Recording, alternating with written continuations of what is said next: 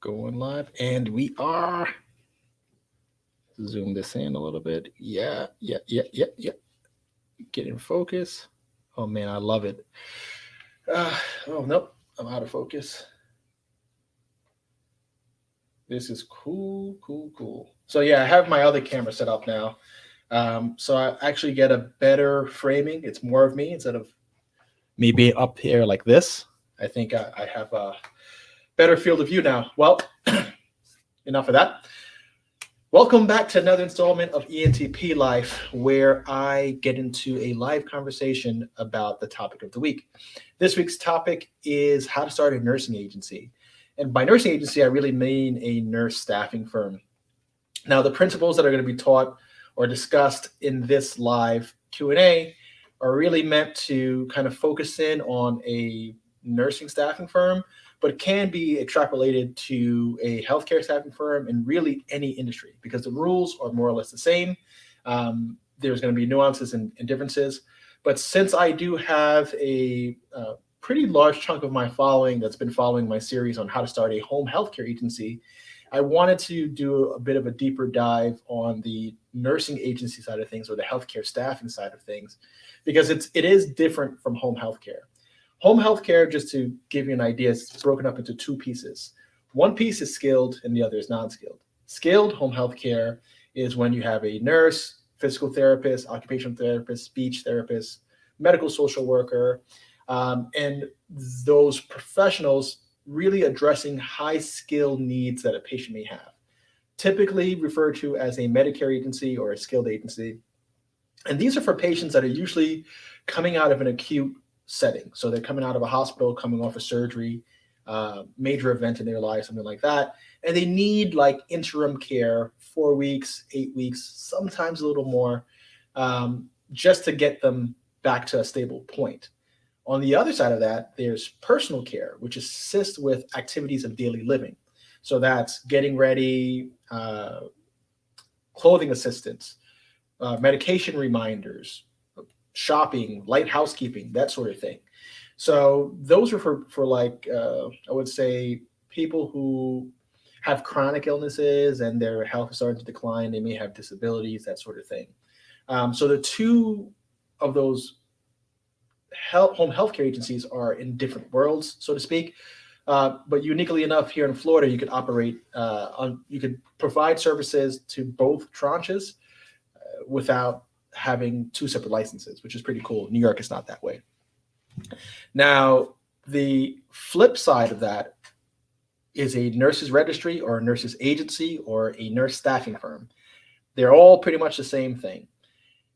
The main focus point that I guess kind of distinguishes it from home health is that these staffing firms can staff home health care agencies, hospitals, skilled nursing facilities, assisted living facilities, doctor's offices, schools, you name it. So it doesn't limit you to just providing in-home care. It allows you to provide staff to any one of those companies. And you don't have to necessarily maintain the license of that company. To staff a nursing home, you don't need to have a nursing home license because the nursing home has that license. They're just onboarding those nurses to fill shifts within their facility. Same thing with hospitals. Same thing with home healthcare agencies. You could have exposure to a home healthcare agency providing nurses, but never have to get licensed in that home healthcare arena because ultimately you're not holistically responsible for that patient. The agency is. So that's the main difference. Now, a healthcare staffing firm or a nurse's registry or a nurse's agency, whichever term you want to use, the way they make money is that they contract directly with one of those providers: hospital, nursing home, doctor's office, home healthcare agency. They negotiate a rate with them to provide them with an employee.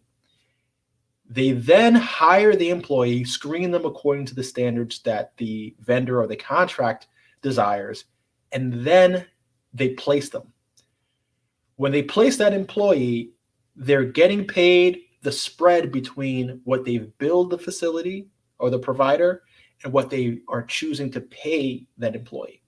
They typically try to make the rates competitive, paying them at a per diem rate, which is higher than kind of the average. And at the same time, they're usually billing at like time and a half or so. So they're making the difference between the time and a half and the regular rate, if you want to think of it in that way. Some additional cost to the home healthcare agency is their workers' comp insurance, their general liability insurance, of course, their overhead for their operation, and disability, payroll costs, etc. So when calculating how much you're going to pay an employee, you have to add on those additional, I guess, mandatories, and then whatever benefits you're offering.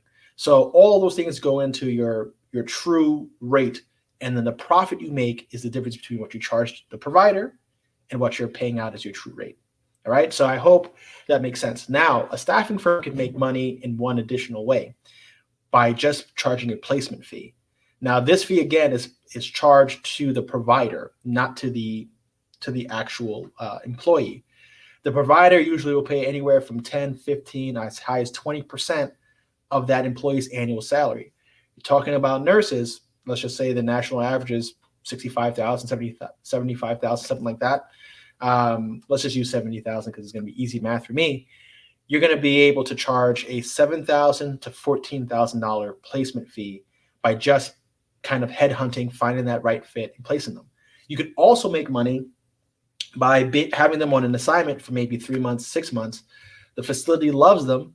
They decide to buy out their services. So you'll make the spread for that 6 months that they're working there. And then when there's a permanent placement, you have it already set in your contract that you can go out and charge them an additional 10, 15, 20%, whatever the terms are, for them to be fully onboarded. That being said, that's kind of the difference between the two. Now, what most people do when they're talking about nursing agencies is they're actually using the wrong technical term. And I already explained this, but I'll explain it again. The technical term for an agency or an agent means that you're a provider or a company that is charging the person that is getting work a fee out of their earnings. Think of a actor or actress. Think of a sports player. Their agent negotiates on their behalf, finds them the gig, finds them the placement, finds them the audition, whatever it is. And then based on their pay, they get a cut of that, of their client's revenue. So if you compare a staffing firm to truly what an agency is, remember, we're not charging the employee anything. And that's the main difference. In a lot of states and a lot of regions, if you're charging the employee a placement fee, you have to be licensed for that activity. In New York City, you have to be licensed by the Department of Consumer Affairs. Why? Because you're charging the employee, and they don't want you to kind of, scam people, I would say. Because if you're charging the person because you're getting them a job or you're getting them work, they don't want you to kind of sell hope to the hopeless, take a fee up front for their placement, and then never find them a job. Unfortunately, there's a lot of swindlers like that. I actually had a company like that in my building in New York City, a disgusting group of guys. One of the dudes goes by Yusuf. So if ever you come across this dude, he's the worst. Not Yusuf Watif in Brazil, another guy. This guy is absolutely awful. What they were doing, unfortunately, is that they were promoting security jobs. They would make the person pay like the enrollment fee for training, make them pay for their uniform, and then like $400. And then they'll just kind of like do this for 2 or 3 months and disappear. And it got ugly. People were fighting in the hallways. You're talking about people who are desperate for a job, so desperate that they're willing to pay, and they still didn't get a job. So their last $400 got spent on trying to get work, and then these guys disappeared. And if they were licensed, Consumer Affairs would come after them. They'd be bonded and that sort of thing. But that's the main difference, and I want to really touch on that because we use the term agency. It's commonly the phrase or the terminology that's used to describe what I refer to or know as a staffing firm.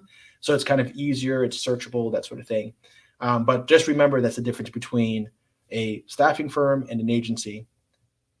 Staffing firms charge the provider agencies charge the employee that they place. Okay. Now, starting one of these companies is, in my opinion, relatively easy, especially when you're comparing it to a home healthcare agency, because you don't have to manage this outrageous, or not outrageous, but this huge amount of policy and procedures and logs and state licensing, lab licensing, all sorts of other things. Because you don't have to do that, the startup is relatively easy. You need to set up your corporation, get your insurances in order, figure out your payroll scenario, hire staff, get a contract, and you're in business. If you are highly skilled, competent, this is something that you could get started for $2,000 or less between your corporation fees, your initial deposit for workers' comp, maybe a few documents, getting yourself together, your website up. I believe that you could get all those things done for $2,000 or less if you're highly capable. For most people, it might run them closer to $10,000 or $15,000 because they're going to need some help. They're going to need some hand-holding or some consulting. They're going to need to meet with attorneys, accountants. All those guys are going to hit you for a little money here and there. And then there's franchise models. I spoke with a franchise company, I don't know, franchisor or franchise, and they were asking for $45,000 for one county, one specialty.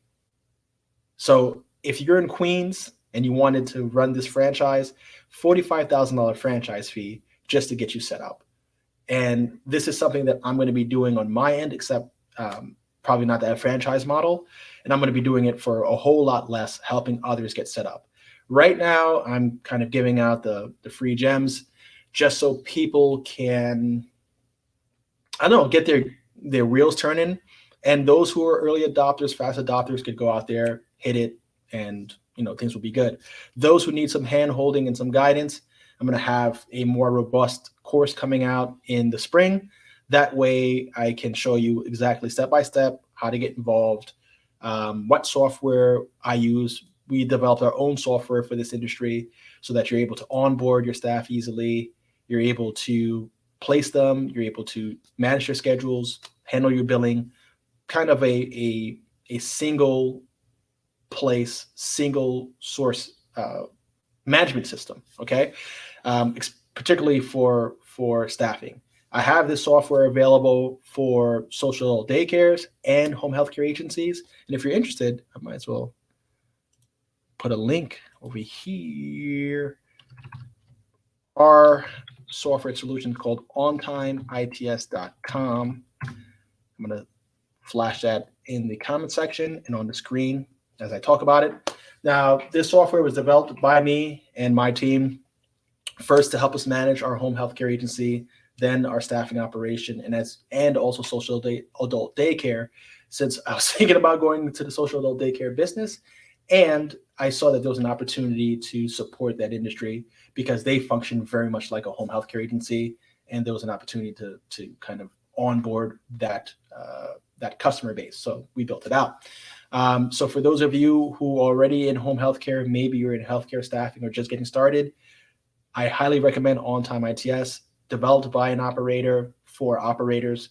So it's really meant to simplify your day-to-day and improve your efficiency so that you're out there actually building business rather than doing all the administrative work in your business.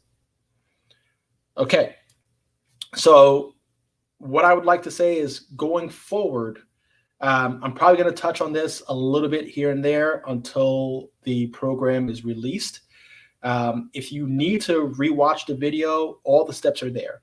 If you want details, now this is going to be easily anywhere from 5 to 10 hours in length, packed full of details, talking about how to get started, each of those steps, how do you incorporate, what type of business entity should you form, going over your contracts, creating the contracts, negotiating your contracts, how to actually initiate sales, how to onboard staff, where to recruit, how to recruit.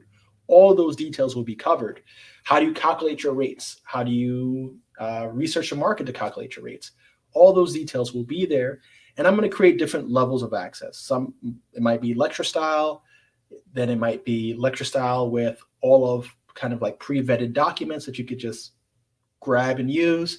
and then maybe one more level where there's direct mentoring and development, which will kind of be like a franchise model, but I'm not going to be charging franchise fees or anything like that just yet. So early adopters will, I guess, be able to benefit from that. And that will be fewer people that I kind of vet out that have the, I guess, the fortitude to make it work. I'm not trying to get anybody into healthcare staffing that's not going to see it through.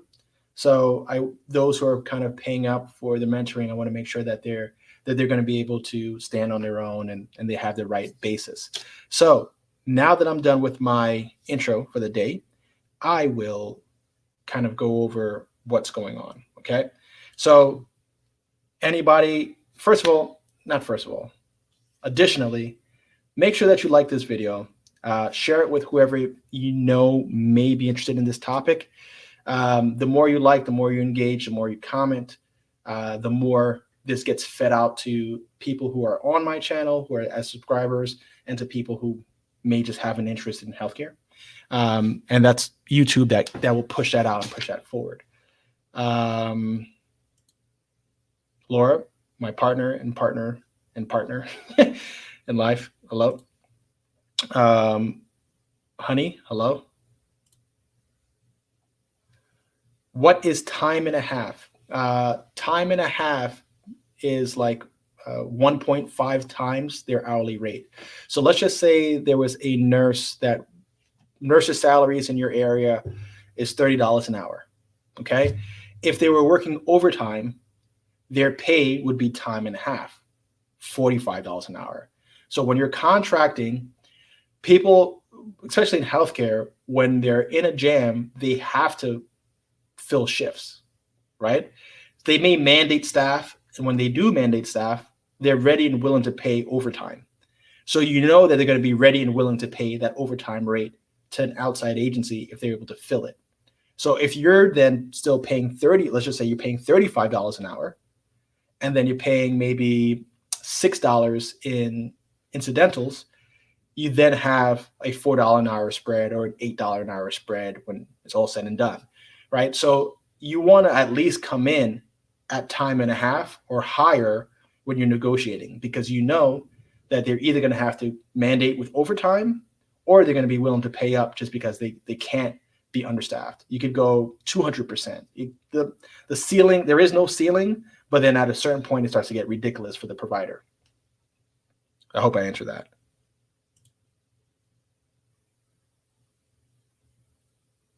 Carlos, welcome.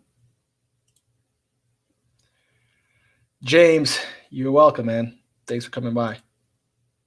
Carlos, what state? Well, I'm in Florida and I'm in New York, but I'm not sure what your question is. What state heavily regulated?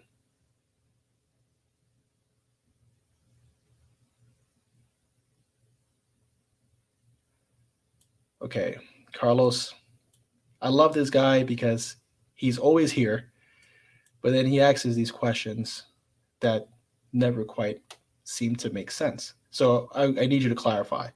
So the first question was, what state regulated heavily? So you have a staff of minimally trained staff. You can offer them jobs. Don't know what that means. What licensing do they have? Under what program? Okay. So I'm going to try to answer these questions and fill in the gaps. You can provide staffing services in any state. Some states, depending on the industry group, for example, Florida, if you're going to be providing nurses, you have to get licensed as a nurses registry. That licensing is going to be a lot easier than the licensing to become a home healthcare agency. The reason why I think they're doing it that way is because they want to make sure that the operators are clear on what makes a compliant nurse versus someone who is not qualified, okay? But at the same time, it's also the responsibility of the providers to know that as well, right? A hospital, if I'm placing somebody in a hospital, they're going to ask me for what is called like their profile. It's going to be everything that they need to create a complete file so that they're in compliance with the state regs, that they have someone who's qualified and skilled, not on any abuse records, drug-free, what else? Maybe disease-free, or they have their immunizations, that sort of thing. So by being registered in Florida, the operators have policies that guarantee that the people that they're hiring have those credentials. In other states, like New York, for instance, New York doesn't have a license for a nurse's registry.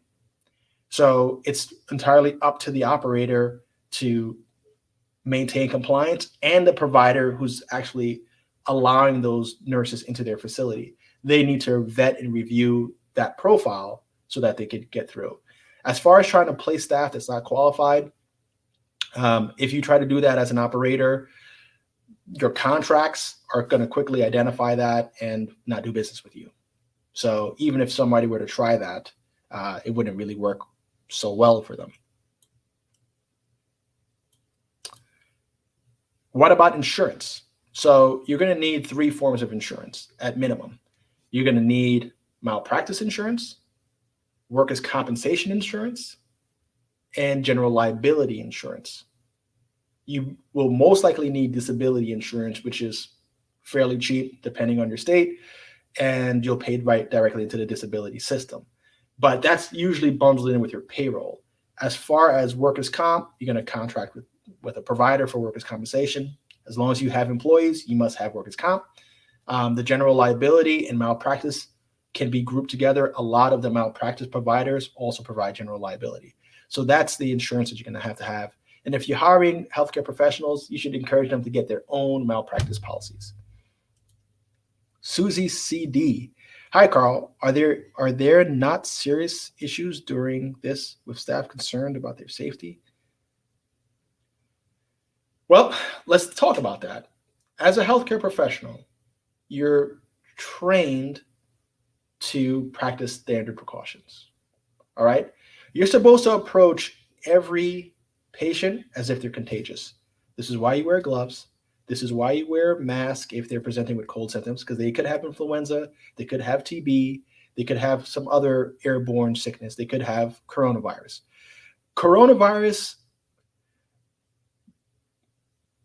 realistically speaking, is not that hazardous. And it's kind of getting overreacted to, in my opinion. So this pandemic is something that all healthcare professionals should be comfortable with because they're educated, they understand how viruses work. They shouldn't be too concerned, but fear rules as an emotion.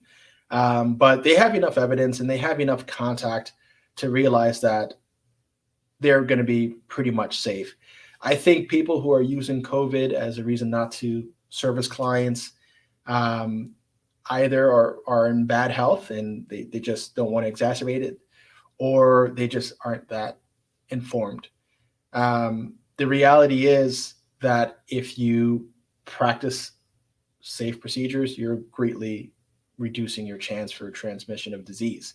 This is just how it is. If they were working in a hospital, did they not go into a unit or into a negative pressure room because a patient has tuberculosis? No, they're used to that. They go in, they gown up, life goes on. But for whatever reason, TB was normalized to them, or influenza is normalized to them. And those who are on airborne precautions or contact precautions, whatever, we just know how to deal with that. So what COVID, or in this particular time, what's happening is that there's some people who are kind of put off by working in certain environments. Some people may be more comfortable doing administrative jobs, nurse administration. Some may be interested in actually working in the hot zones because of compensation, or they just like that rush. So I would say it's kind of hit or miss. I know that we've been having some difficulty finding nurses in Florida.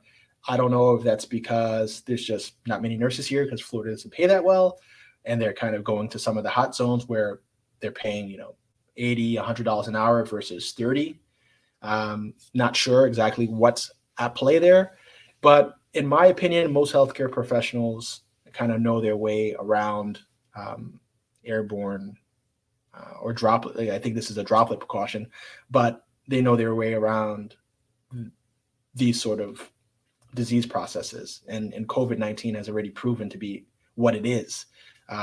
There's not much more. I guess there's always more for us to learn, but it's pretty straightforward. Hudson Valley Creative, what's up? Carl, can you clarify the 45,000 franchise? I live in New York.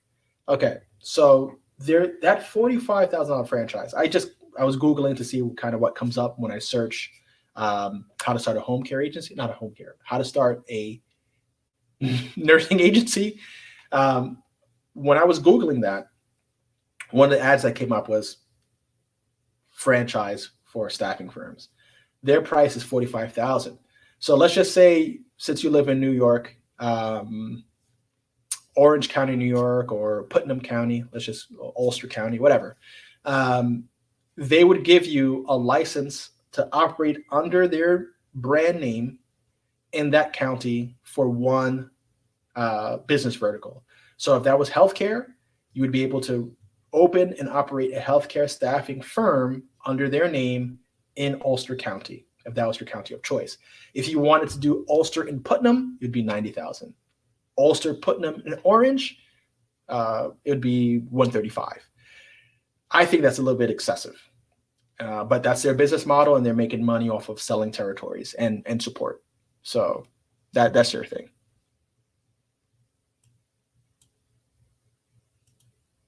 Franchise sale.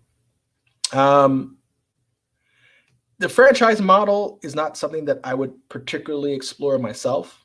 I've thought about providing franchise services and also buying into franchises.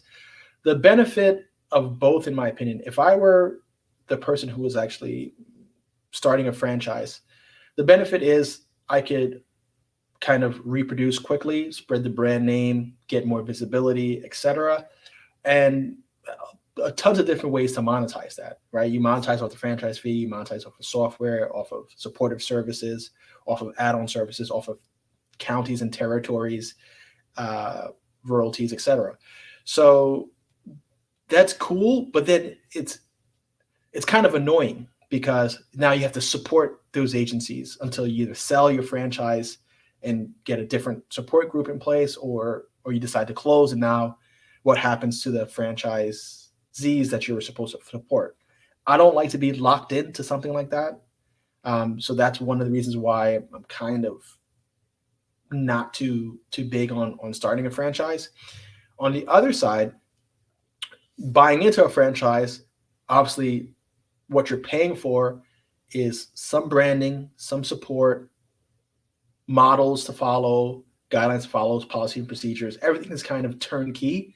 And you're supposed to just kind of get in there and work and be the operator and produce the profits that you're supposed to produce.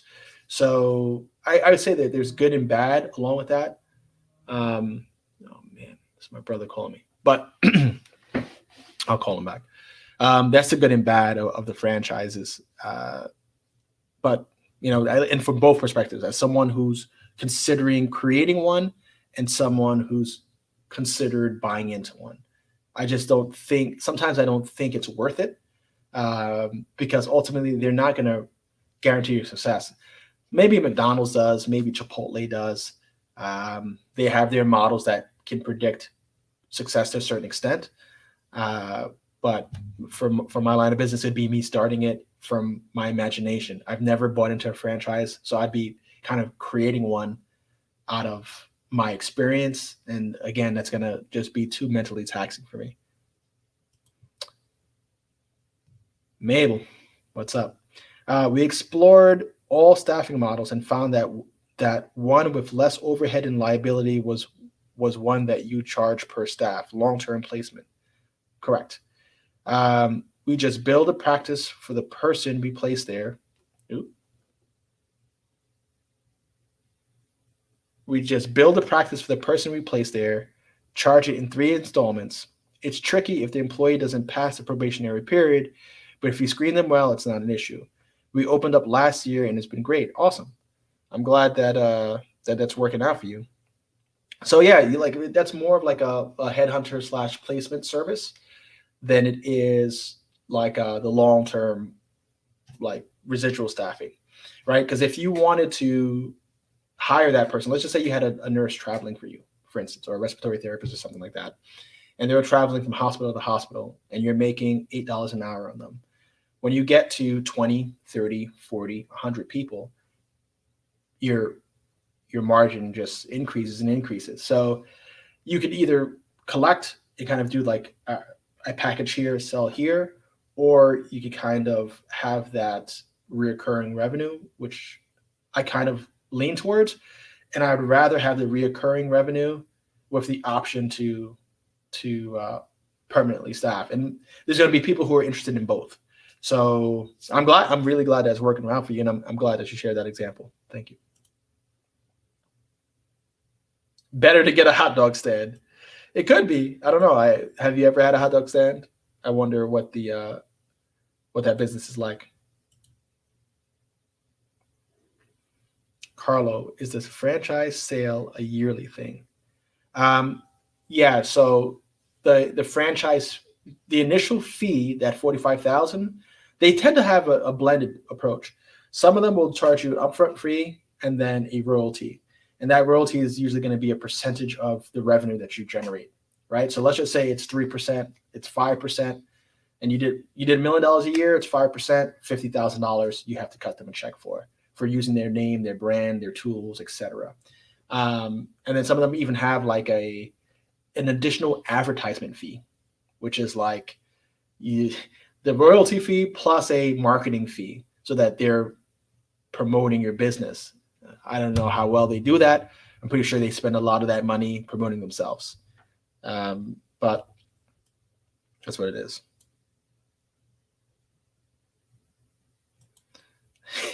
Good night, Carlo. We'll talk again soon. You like the hustle. Well, you know what? I actually enjoy being busy. So I enjoy like seeing something. It doesn't have to necessarily be something that generates money. I think by adding a financial reward to the action, it kind of may keep me motivated when I start to lose interest, because at least I'm making money. I lose interest in things relatively quickly. So having the ability to earn while I'm trying something new, or earn while I'm learning something new, kind of keeps me interested longer. If you look at this channel, for instance, I cover a lot of different topics, and then when I start getting bored or something, I go back to something that I haven't covered in a while, or I go into something new, just to keep things exciting for me. If I'm not able to change like that, then I kind of suffer. So if you appreciate the hustle, I thank you for that. But it's not just about that. I really just like to keep myself busy, my mind mentally engaged. And if it makes me money, then great. If it doesn't, then I better be having fun with it. Damien, hello, hello, hello. Elise, I finally made it live. Yeah, I'm glad you made it. Hopefully you have some questions that I can answer for you. Stephanie S., thanks for sharing. Thanks for coming. Actually, I love when you guys are actually here asking questions. This is part of what I like about being a creator.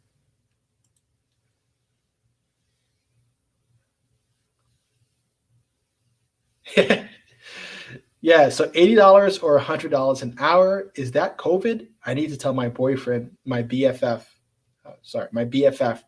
where that is popping.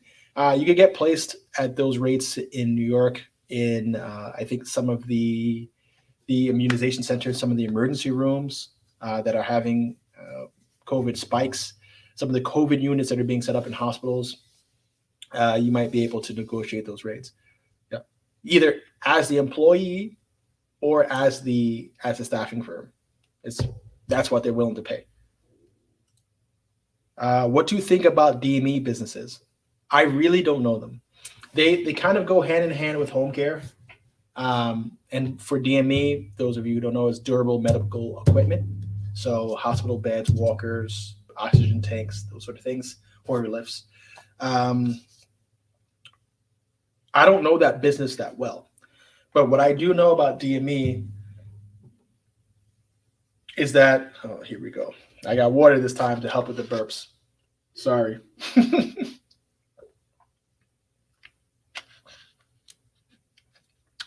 Perfect.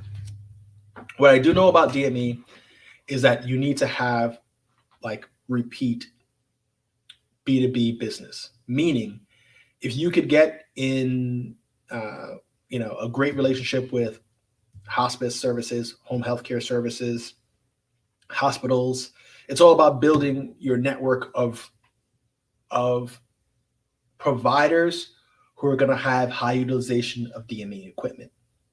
And then it's a matter of how quickly can you deliver and what level of service do you provide. So surprise, I'm not sure if Amazon has gotten into the DME space, but I think they should.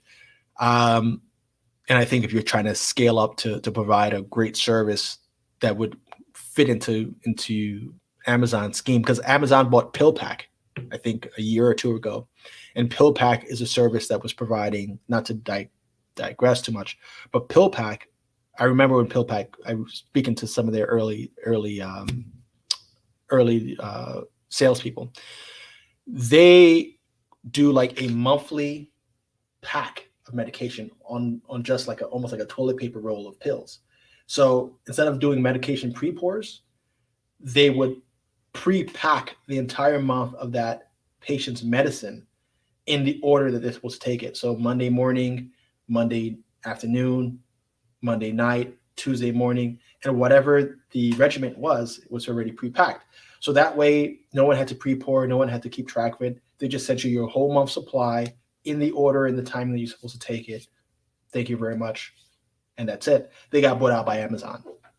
So I think when it comes to DME, the number one thing is having your B2B contacts, your business-to-business contacts that are going to need you so that they can do their work, right? The home healthcare agency needs you to get DME into the home for their patients.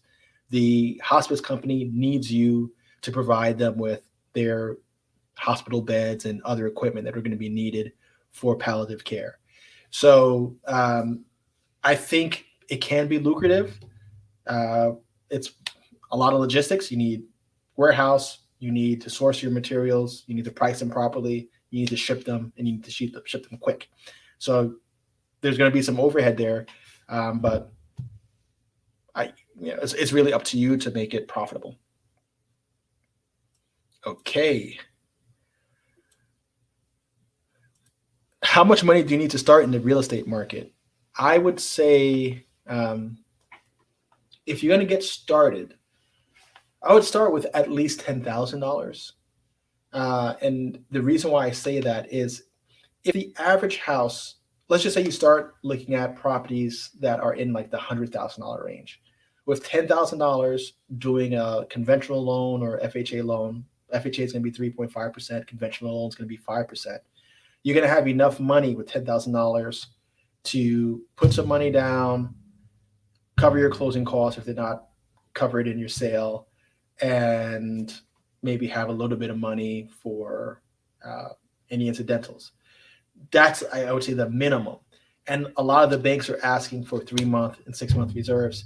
You're going to need to have over a 650 credit score, 10 grand, and income to support the mortgage that you're looking to get yourself into.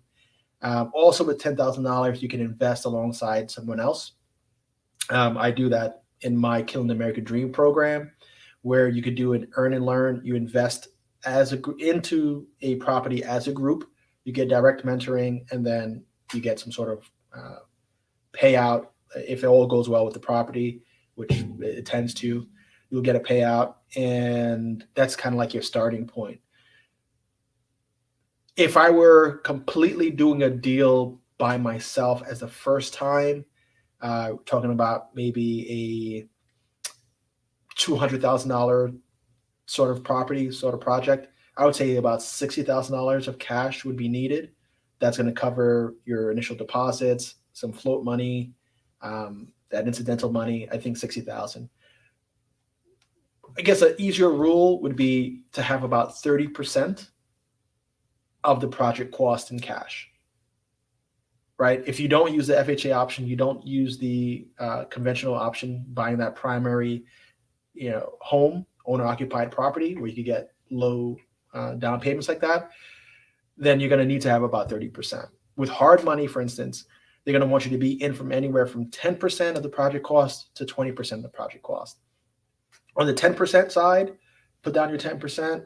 If it's a $200,000 project, 10% is going to be 20 grand. And then you're still going to need money for the months that you're going to be covering interest and maybe even paying for some materials and construction costs, that sort of thing.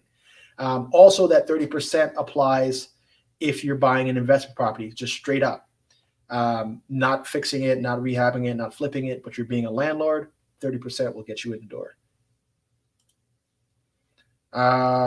Jordan, I'm a new grad respiratory therapist, already thinking about business ventures as I don't see myself being at the bedside for too long. Well, that's good thinking.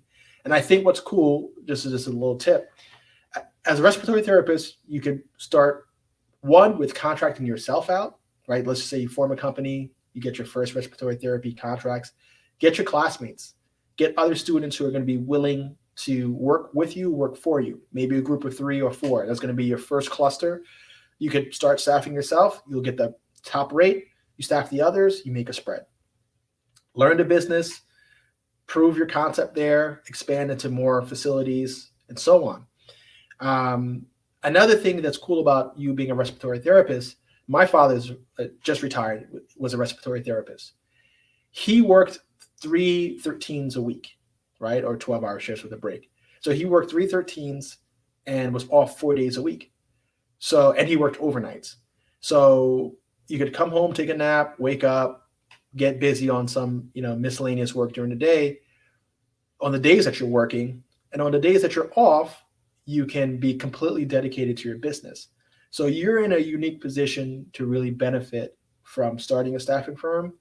You know the industry, you're going to be working in the industry, you could staff yourself, and you have that flexible schedule where you can only work weekends, Saturday and Sundays, and then be working on your business 5 days a week during normal business hours. So I think, that's really how I was working a lot during my early career. I was investing in real estate, running a nurse staffing firm, home healthcare agency. I don't know if I said real estate, but real estate, trading stocks in the morning and working CAT scan overnight. So I did whatever I could to maximize my day, worked the overnights, worked double shifts on the weekends, and I kept my weekdays free to pursue my business ventures and my personal interest.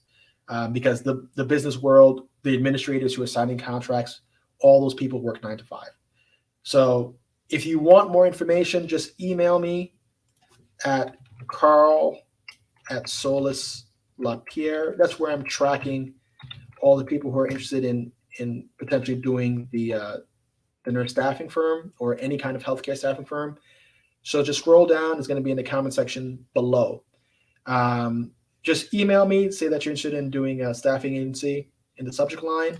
I'm filtering all the people out who are interested. I think you're a good candidate to get started. Like I said, you could have a full-time job, have your healthcare insurance covered by a hospital, so you're not worried about that. You're not worried about putting food on the table, working 3 days a week, and then you have all the other hours of the day to focus on your business.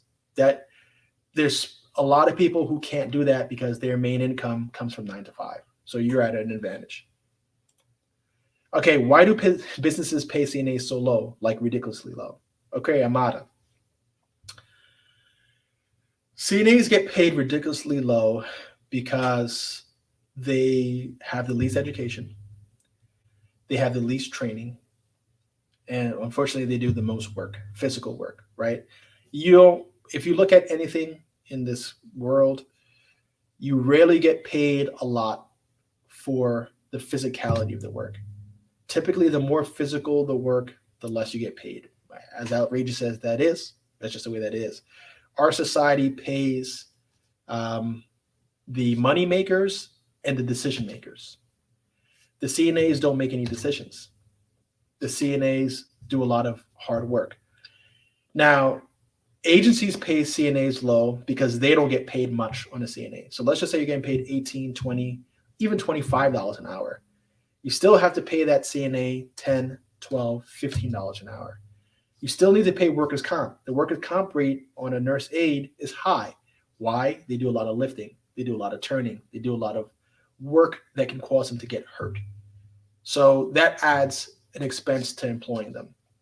So, the reality is it's sad that these vital workers get paid so low, but the way the system is designed is not to pay them a lot.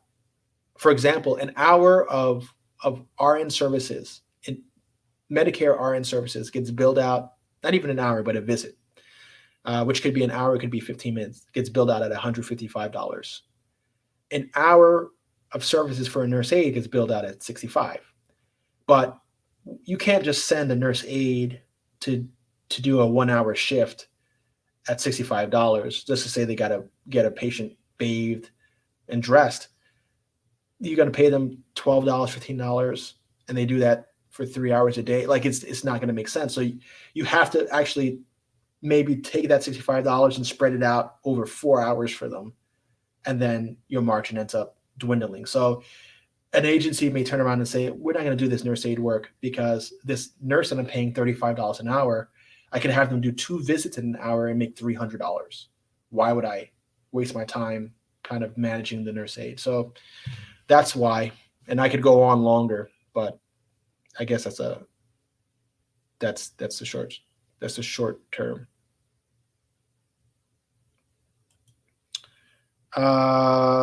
Elise Amada, the harder you work physically in this world, yep, that's the damn truth. Are you currently using a back office or a funding company? So back office, I do use a back office company for QA. I have used funding companies for like delays in claim reimbursement. And then I would recommend at times if you are with a staffing firm, you may need to have a relationship with a factor, someone who can advance your payroll or advance your billing so that you can cover payroll. Amada, I understand that, but I know a business that profits highly off of CNAs and gives them little pay. Well, maybe you should invest in that business. And they probably don't profit as highly as you think. You know what? I'm going to go into that. So let's just say maybe you're a CNA. I don't know. Give me more details on this business and what makes you think that they're profiting so much.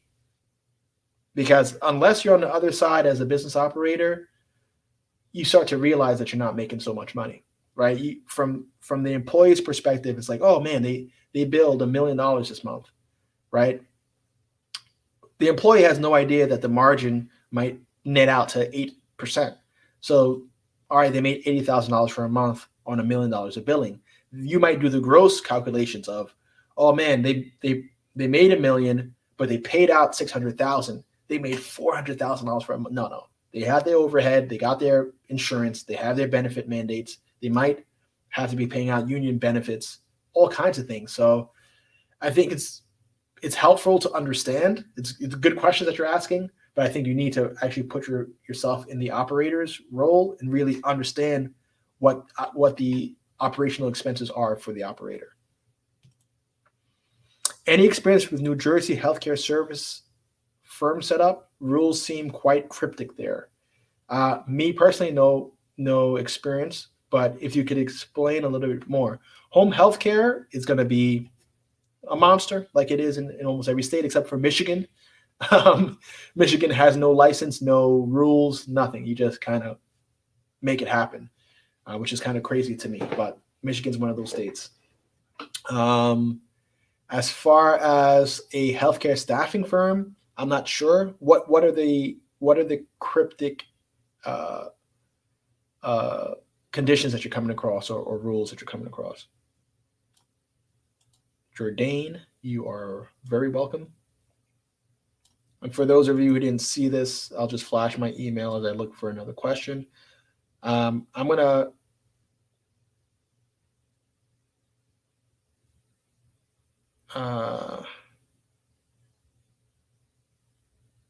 Carlo, one of the world's most annoying men.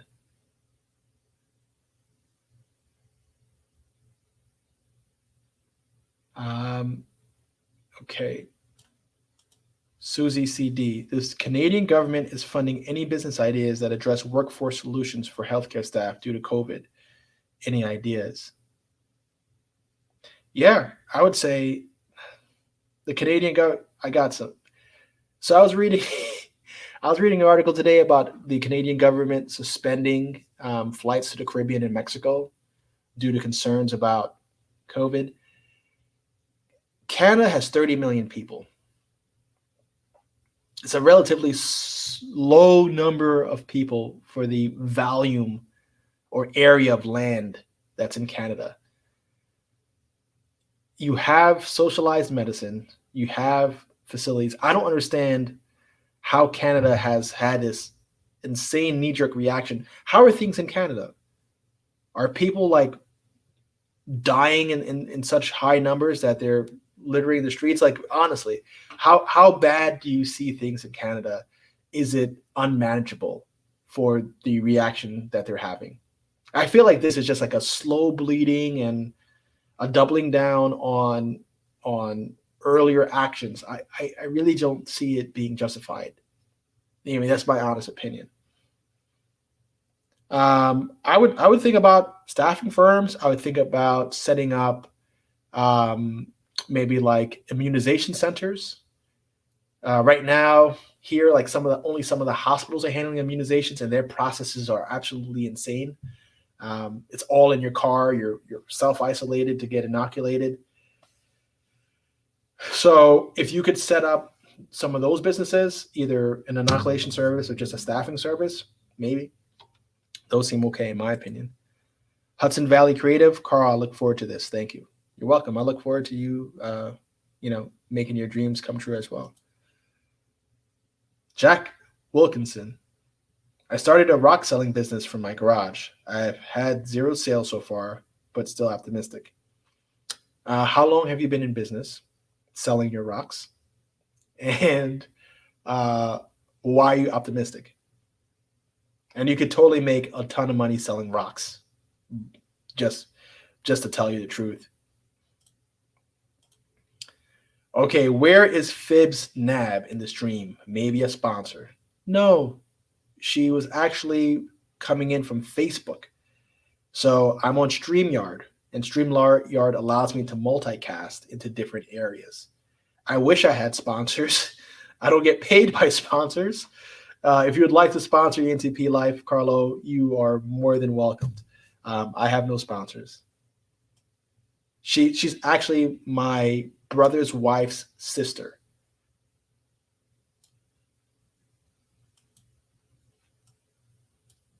Quentin Norris. Hi, Carl. I have a very similar background to you. I started in home care. What are the top 5 marketing channels that have brought you the most clients? The top 5. Number 1 are going to be caseworkers and social workers and case managers, people who are working directly with your target community. So if you're looking for folks who are coming out of long-term care facilities, who are transitioning from long-term care to the community, you want to build relationships with the people who are managing the discharges.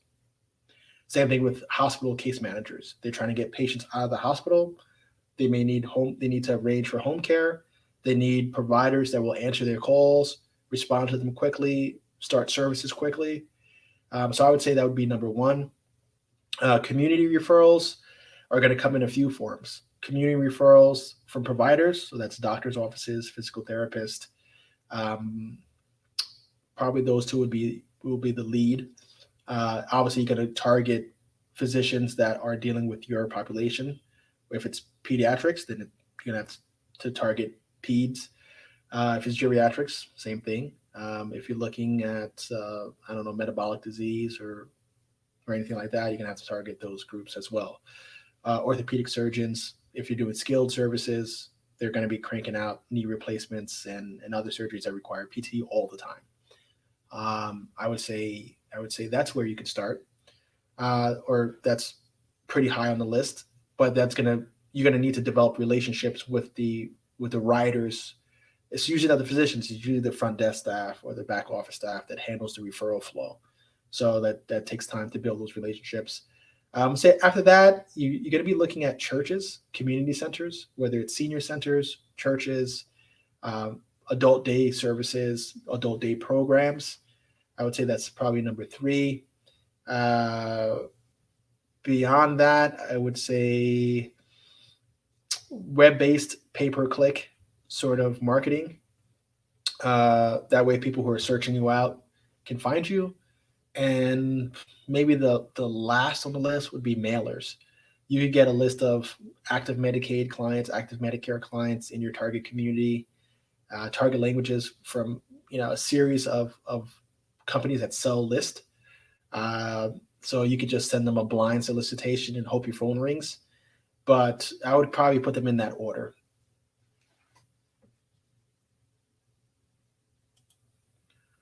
Marcus Williams, what do you think about braided hair, selling braided hair in Brazil?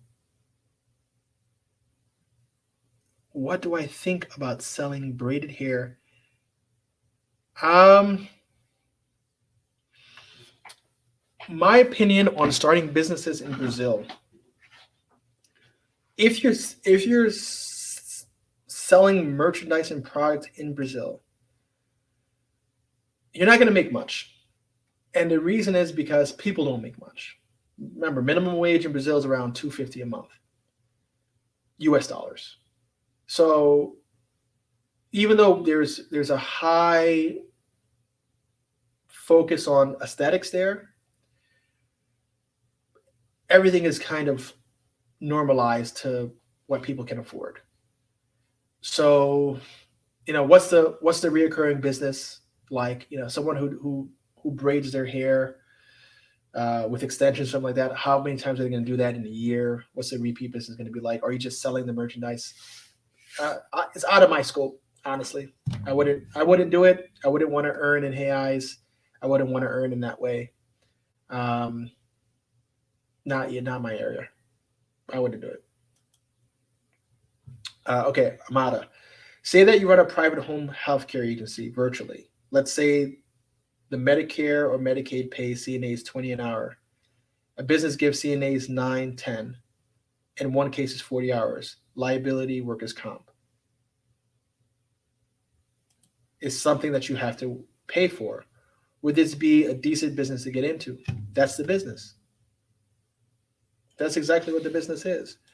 So, if you're running a private home care agency virtually, first of all, that's going to be kind of difficult, right? Um, if you're running a home care agency, you should be licensed, or else you're really opening yourself up to getting in trouble. That's number one. Number two, if you're going to run it entirely virtually, then you're going to need to have a complete onboarding system virtually, and you're going to need to have staff that are competent to manage their work virtually. So completing their applications entirely virtually, accepting and declining cases virtually, um, providing you with additional documentation, contacting. A lot of the home health care or home health aid and nurse aid population that I've historically worked with, a lot of them struggle with the technology. So for the few that are tech savvy, you totally could do it. Um, when you start factoring in the workers' comp, the incidentals, maybe if you're paying $10 an hour, your true costs are going to be about $13 an hour or so. And then you'll be making a $7 an hour spread, which would be pretty good. You have 10 people working, you're making $70 an hour, 40 hours a week. You scale that up, you take it further and further. But if you're providing those nurse aides and getting 20 an hour, um, how are you getting your clients? Right? There's going to be some marketing spend there. What else? maintaining your license, oh, maintaining your license, maintaining your insurance, maintaining your overhead, whatever that may be, adds up. Maintaining your salary, but if you could get into that business, do it.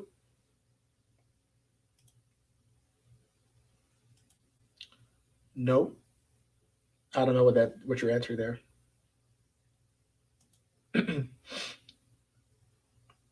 I would love to schedule a call for you to give me further marketing advice for me in home senior care services.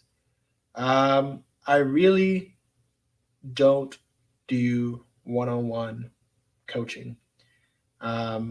Firstly, I charge $450 an hour to do so, and I haven't done so in months because I'm too busy. I earn more than that per an hour when I cost average. So I try to bring it down to 50% of what my earnings are to kind of make it fair. But for most people, it's still a lot of money. And then any amount of time that I spend outside of these sessions doing coaching, like here, I have 22 people here and I'm creating content.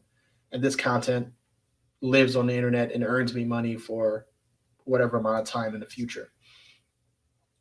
If I had to do one-on-one and isolate and focus my time on you and your marketing needs, then it has to be worth it for me. At the same time, that same hour of time that I spent with you, I could have spent reviewing a real estate deal that's in my email box, that might make me $100,000. So, short answer is, join me on these lives and we could talk about it.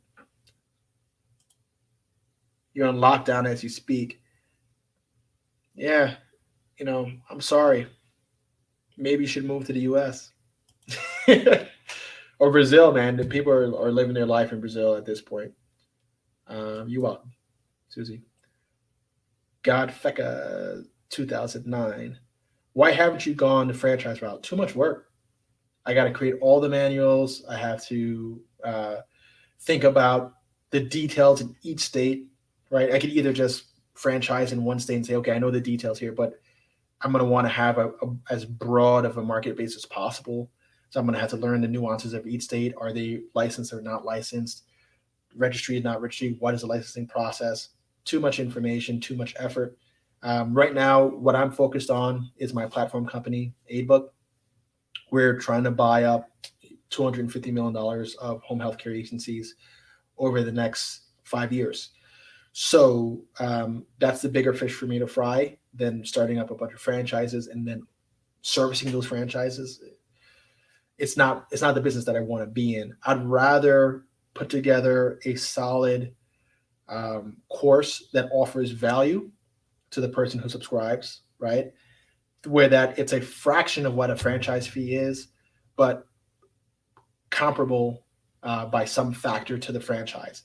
So it gives them whatever they need to get started. It gives them the guidance, some additional support, and then that's it. That way I don't have to go in and learn all each state's regs. It's not for me.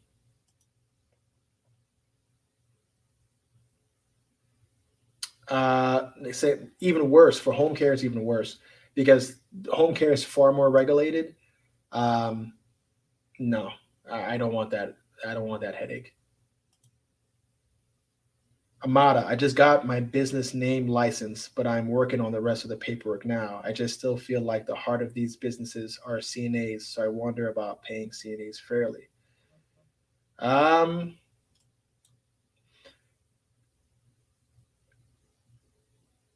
not sure if the heart of the business is the CNAs. I think what happens is that there's more CNAs staffed on a unit than potentially, let's just say it's a skilled nursing facility, right? How many CNAs are going to be staffed on a wing to LPNs? And then you're going to have the RN supervisor supervising a few floors or a few units. So it's just how many people are there, right? So if there's a lot of human resources that are needed for a specific role, then there's going to be more of those employees on the roster. So more employees, more potential. Um, but if I think you should pay fairly. I think you should try to compensate well because then you're going to attract other talent. But you want to make sure that you're not um, shortchanging yourself, where you end up doing a lot in volume of business, and then your net profit is the same. Um, yeah, by doing 50% less volume and paying what the market is paying, right? So you want to be careful with that.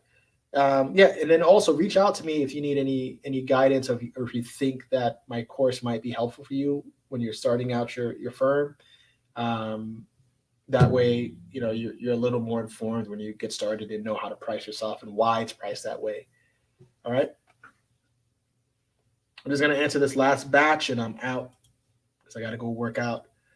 Carl, has real estate been better than healthcare profit percentage wise? Percentage wise, it's kind of hard to say because I'm happy with a 3% spread on my portfolio. And in a typical flip, you're seeing like 15, 20%, or like about 50% cash on cash. I think that if I went larger on real estate, where I started getting into like $20 million purchases, $10 million purchases, larger multifamily, it would over time be more profitable than healthcare. I think I've been in healthcare so long um, that I understand that business and I know that the volume is there. And after I exit from this project, I'm just going to park up a lot of my money in real estate and try to build out as large of a portfolio as I can because it's a little more massive, a little more tangible, a little less headachy. Um, but if I were going to recommend something to a stranger, I'm not calling you a stranger. I know we've chatted a bit, but if I was going to recommend anything, I would probably say start out with, if you wanted to do home care, I'd probably encourage you to do staffing instead.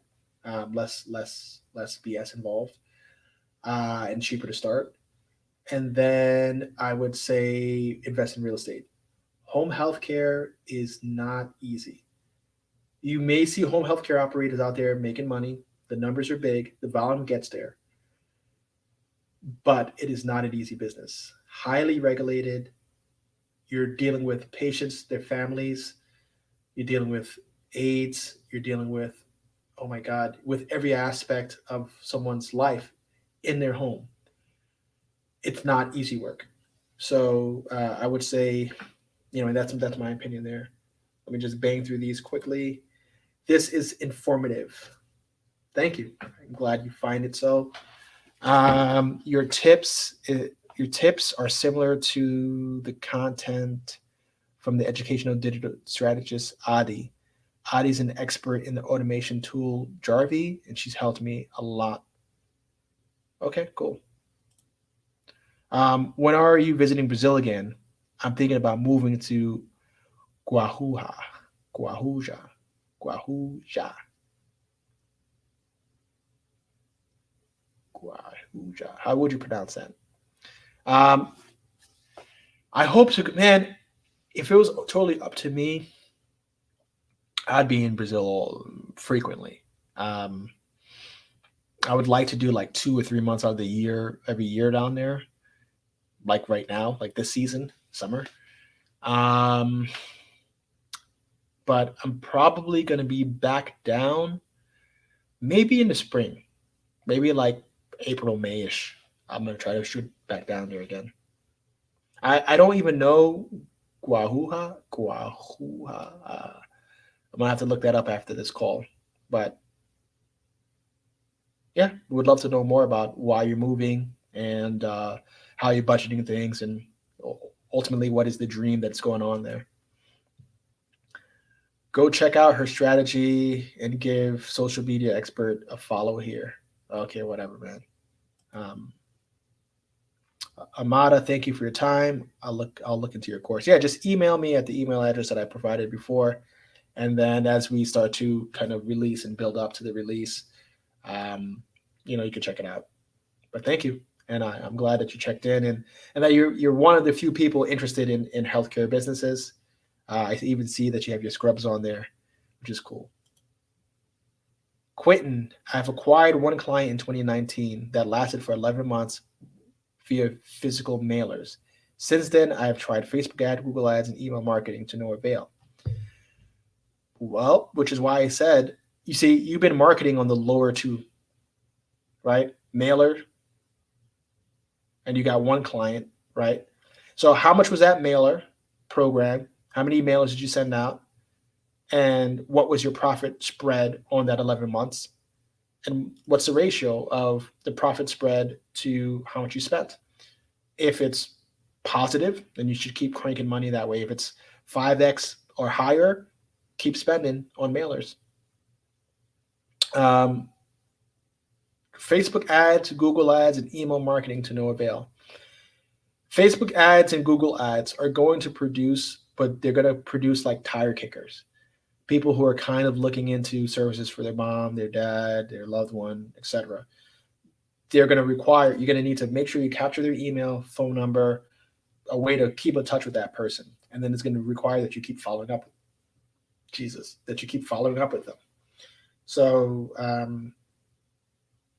change your strategy to what I said. Focus on the case managers who are managing the lives of these people. They're going to have the most consistent flow. They're going to have the relationship. They're going to be the ones that point you a patient who needs services tomorrow, next week, next month.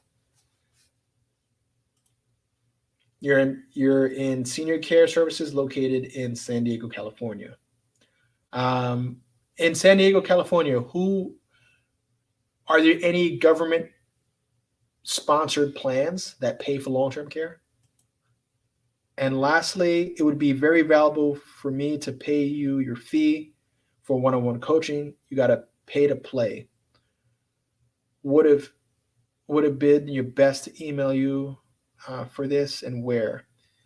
All right, I'm going to put in my email address for my other company, AidBook. I'm going to stick that on the screen. Okay. So if you email me at info@aidbook.com, I could put you in contact with my assistant who manages my calendar. It's usually packed. So you could reach out there and just say, hey, looking to book a meeting with Carl, et cetera, et cetera. Give me some backstory on your company, resume on yourself, backstory on your company. Who are your payers? What sort of client are you looking to capture? And what's been kind of your weak point, right? Obviously, marketing is one of your weak points, but where do you think you're failing, right? I think from the looks of it, you've tried nothing but indirect marketing, meaning you're sending pictures, right? You're not building relationships. Healthcare is a relationship business.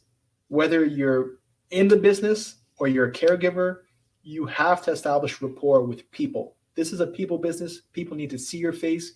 People need to like you. People need to trust you. A piece of paper showing up in your mailbox about your home care agency that means nothing to most people. What's going to make them pick up the phone and call you? That person who saw your Google ad and clicked it. What's the next step? You need to engage that person and really connect with that person, right? If you don't connect with that person, you're losing. If you're thinking that you're going to run your home healthcare business from your office and get clients, you are gravely mistaken. You have to be out in the mix, meeting people, getting to know people. Mailer program was $2,500 and you made $15K, right? So you saw a 6x return on your money, $15K profit. Why did you spend that entire $15K on getting your next, I don't know, 6 clients.